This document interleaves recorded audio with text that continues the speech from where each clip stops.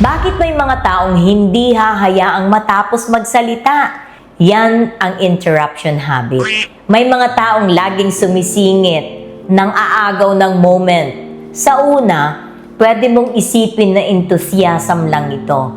Pero, kapag paulit-ulit na, mapapansin mo, hindi na ito simpleng excitement. Ito ay poor listening habit at control.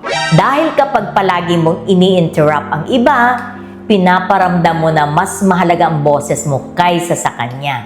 Sa workplace, napakadelikado nito dahil kapag ang mga tao ay paulit-ulit na hindi napapakinggan, darating ang point na titigil na lang silang magsalita.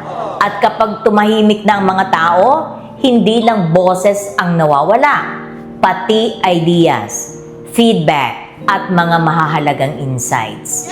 Sa leadership at communication, ang pakikinig ay hindi kahinaan. Isa ito sa pinakamalalakas na form of influence. Kung gusto mong mas maintindihan ang communication habits na nakakaapekto sa leadership at teamwork, follow this page.